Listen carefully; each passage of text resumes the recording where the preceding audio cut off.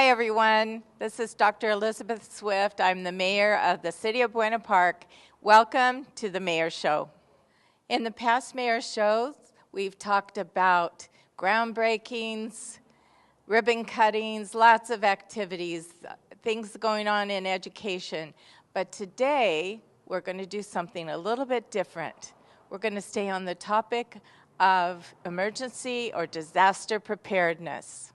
I thought it was important to stay on this one topic for this last Mayor's Show of 2017.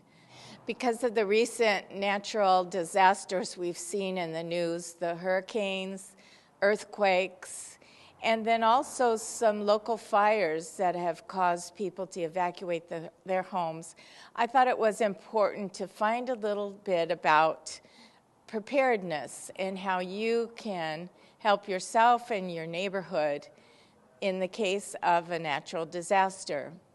So I'm here at Station 62 near the corner of Artesia and Beach Boulevards to meet with some gentlemen who will help us find out what you can do, what we can all do to help ourselves and our neighbors in the case of an emergency.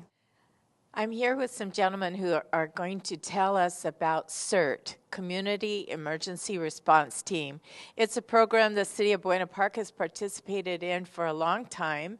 It's a way to help you prepare yourself, your family, and your neighborhood for possible emergencies. And with me to my left is our Orange County Fire Authority Division Chief, Dave Steffen. Dave? Hi, Beth.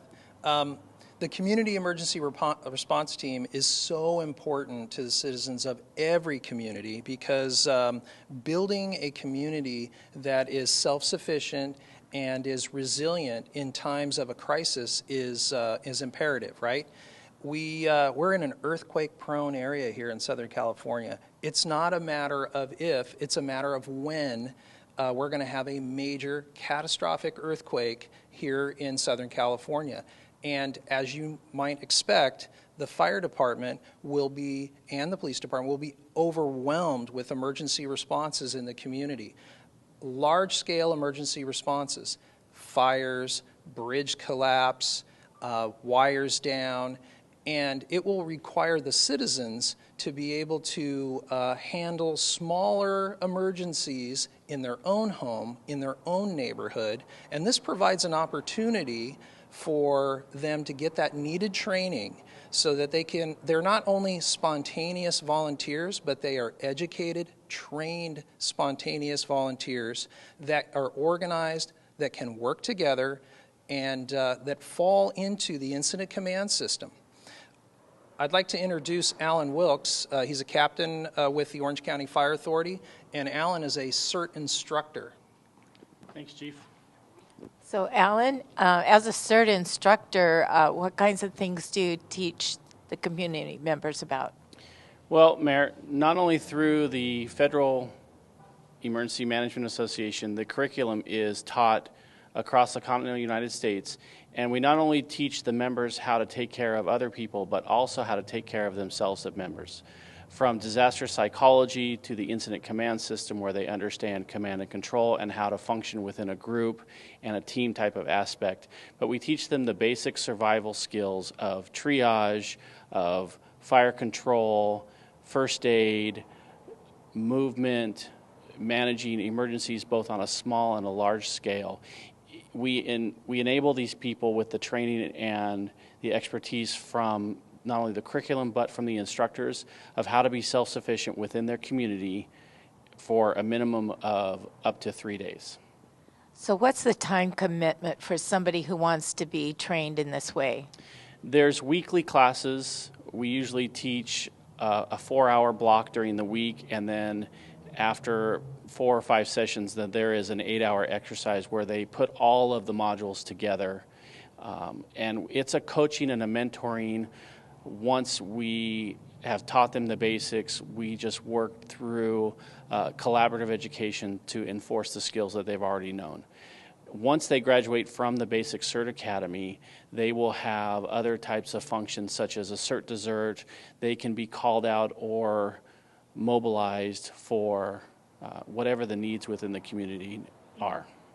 So there's many opportunities to put their training into effect, not only for themselves, but for the benefit of others. It's a great benefit not only for them, but for their immediate family and their community. And it reaches out to all the members that they may ever come in contact with. We give them the basic formative building blocks of the education through the curriculum, and we also encourage to take a CPR class, to take more first aid classes. We have classes through RACES, through mobile radios. We teach terrorism, we teach terrorism awareness and disaster psychology, in addition to the incident command system, so that we can collaborate and work together and integrate the CERT teams with the responding emergency members that are coming. And the great thing about the ICS system is it's used throughout the country. So if we have partners that come in to help with emergencies, the CERT groups, because they're taught on a federal system, they can incorporate their operations with the operations, whether they come from California or as far as the East Coast. Wonderful. And I know that we are going to have a CERT class in Buena Park in January. It's going to be a Friday night, all-day Saturday for 2 weekends. And we also have classes on CPR and basic first aid that are available also separately from that.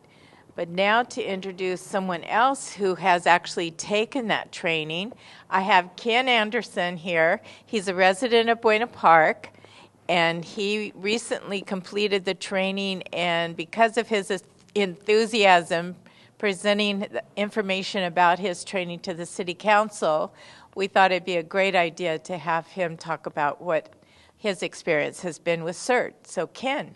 Thank you very much, Mayor. I tell you what, I heard about CERT. I was really not really enthused about it until I took the class. I was encouraged to take the class by one of our city employees. Our class consisted of 2 Friday evenings and 2 full-day Saturdays.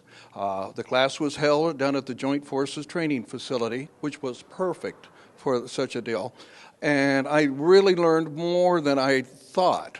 What it totally did, the first impression is it gave me the confidence to be responsible and reliable to my whole family first, and then to my neighbors, and then from my neighbors to my community, because it is such a professionally set up organization to respond to a crisis situation.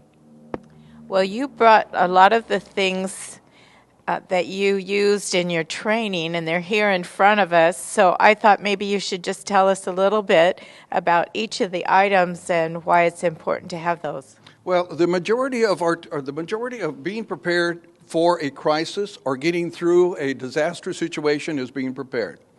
And I would say that is mostly what I do. Obviously, we haven't had any, knock on wood, any disasters here in Southern California, but we never know when that might change. So being prepared is the key. If you're ready, if you know that you've got everything and ready to go, the disaster is really not much. You can get through it and survive. Your family can survive if you're ready to go. First thing I did, number 1, basic survival. Water, food, shelter. Have enough water on hand to last at least 3 days to a week. You can do that in a number of ways. Your basic bottled water, which everybody's good for, or there's a new product out, a canned water that has a shelf life of over 50 years. Have enough water. Take a couple cases of this, stick it under the bed, you'll be good to go. First aid kit. Be responsible. I grew up thinking, raising children, that a box of Band-Aids and a bottle of disinfectant was the key. Invest in a decent first aid kit. When you buy your kits and your survival kits, I want to recommend get acquainted with them.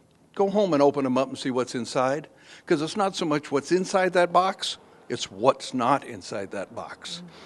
Then as you're going, make a habit out of it. Every time you go to the store, you see something you need, you're ready to go. Other items you're going to need, a good flashlight, an emergency radio.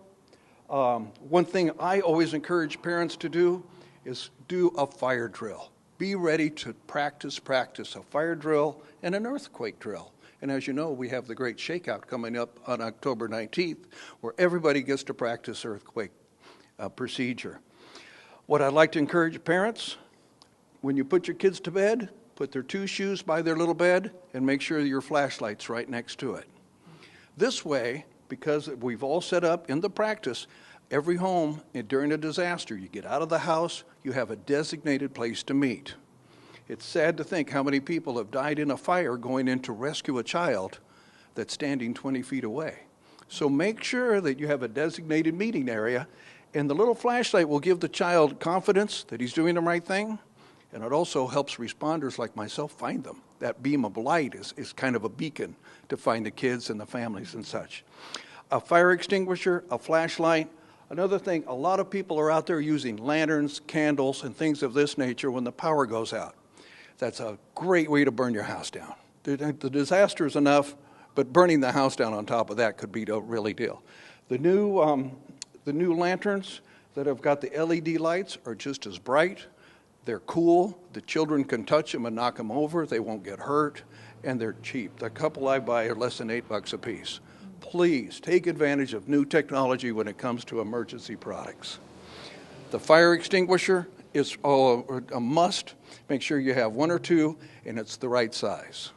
If you're not sure about the size of the fire extinguisher to buy, take a look around the building that you're standing in at the store. The one they have hanging on the post is probably a pretty good hint. That's the one you want to purchase, okay? And other than that, basic needs of what it's going to take for you to stay alive and survive without any water, electricity, or shopping experience for at least 3 to 21 days. Wow, that's great information, and I think everybody in the audience will know what I meant about your enthusiasm. It's really contagious, too. It shows how important it is to be prepared. Thank you for taking that training and encouraging others to do that. Well, thanks for watching, everyone. I think this was really good information that will be helpful to you and your community, and hope you take advantage of that. We have lots of other activities, though, happening in the city. Just take a look down the entertainment corridor. More things are being built there. Our new fire station on La Palma Avenue, and lots more that's happening. Just check out our city's website, and if you would like to be a part of CERT, again, check out the city's website or contact Erin France at City Hall. Well, this is the last edition of the Mayor Show for me. I'm Dr. Elizabeth Swift, Mayor of Buena Park for 2017. It's been great having this opportunity to talk to my fellow residents here in Buena Park. Good to see you. Bye.